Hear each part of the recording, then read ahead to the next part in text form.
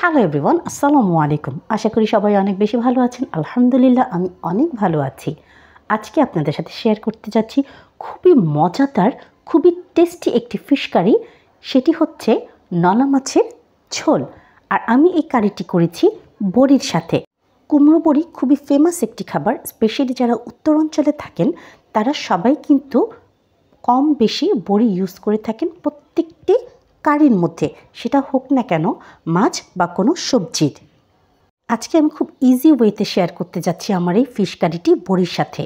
এখানে আমি নিয়ে নিয়েছি নলা মাছ, ভেজে রাখা কুমড়ো বড়ি, আলু, সিম, কাঁচামরিচ, ধনেপাতা, আদা রসুনের পেস্ট, পেঁয়াজ আর সামান্য কিছু মশলা।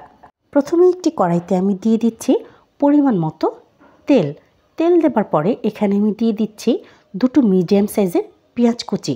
পেঁয়াজ কুচিগুলোকে আমি ভেজে নেব যতক্ষণ না পর্যন্ত সফট হয়ে যাচ্ছে।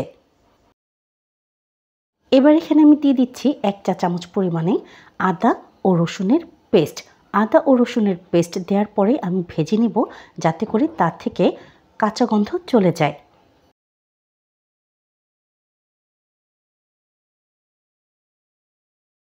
সামান্য একটু পানি দিয়ে দিচ্ছি কারণ এর থেকে তেলের ছিটে আসছিল আমার।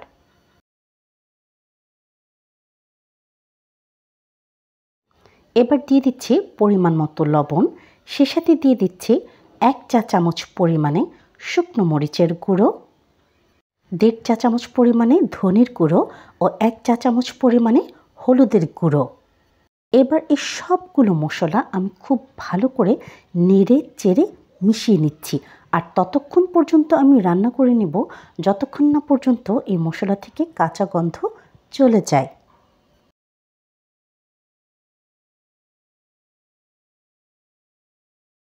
মশলাগুলো যাতে পুড়ে না যায় তার জন্য এখানে আমি দিয়ে দিচ্ছি সামান্য পরিমাণে পানি।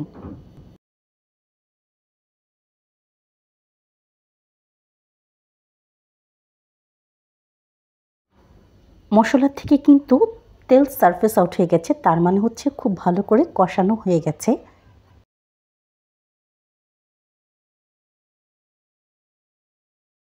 এবার এখানে আমি দিয়ে দিচ্ছি স্লাইস করে কেটে রাখা আলু। এই আলু দেওয়ার পরে আমি 2 থেকে 3 মিনিট খুব ভালো করে কষিয়ে নিব।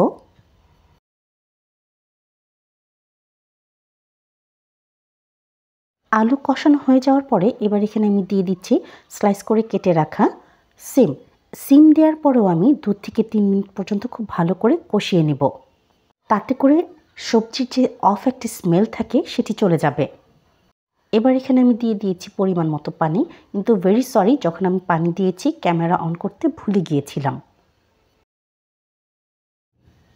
পানি যখন বলক চলে এসেছে তার মধ্যে এখানে আমি দিয়ে দিচ্ছি ভেজে রাখা কুমড়ো বড়ি।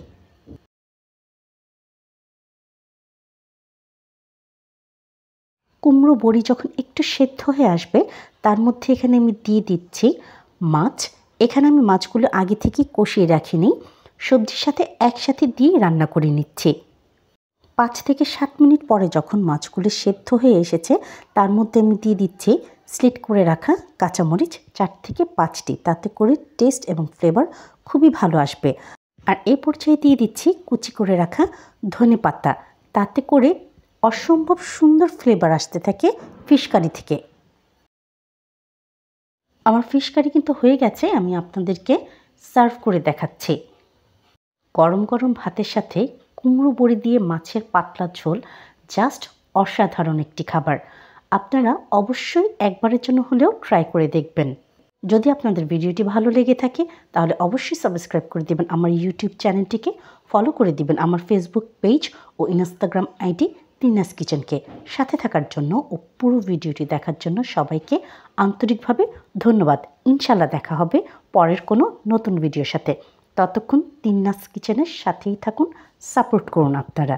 আপনাদের সাপোর্ট আমার ভীষণ প্রয়োজন। ধন্যবাদ সবাইকে।